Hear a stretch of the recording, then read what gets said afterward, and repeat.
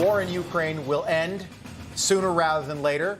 Ukraine now getting another $1.2 billion in aid from the U.S. That announcement coming yesterday. Yeah, joining us now for more on this and other news coming out of the region is retired Brigadier General and Newsmax contributor, General Blaine Holt. Good morning to you, sir. Morning. Good morning. I just want to get your thoughts General. on this latest aid package. So we've got this debt ceiling crisis here at home, but we're giving another $1 billion to Ukraine.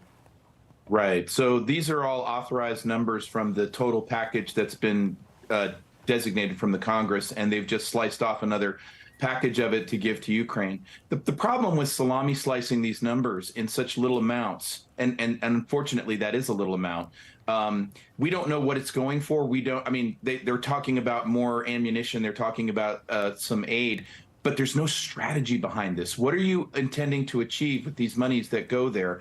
And, you know, that sounds like, oh, well, maybe you're not really supporting the Ukrainian people when you say that. No, no, no. Their generals need to know this. The generals need to all agree, what are we going to achieve with these resources in a desperate battle we're trying to pitch? You want a counteroffensive? Tell us what you're going to give us to do that, because we've already told you what we need. General, do you see this war ending anytime soon? We now have China is trying to get involved and trying to create, this peace. Do you see an end? I do. We're exhausting resources at a phenomenal rate, and the death rates are just absolutely horrific.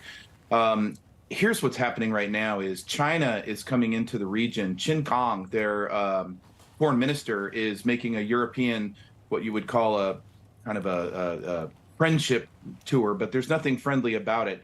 China's intending to come in and impose a peace here because the United States is not anywhere to be found in terms of diplomatic leadership. Yeah. And right now, Europe's listening. Europe's hurting very badly economically, and they want an off-ramp just as much as anybody else. So China has some levers here.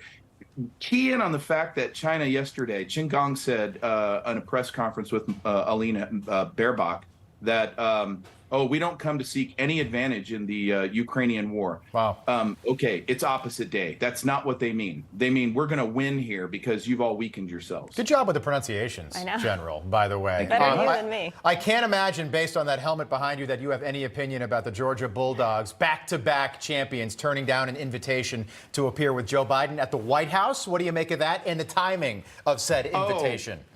My beloved dogs. They are lucky dogs indeed. But what I will say is the White House is not President Biden's house. It's the people's house.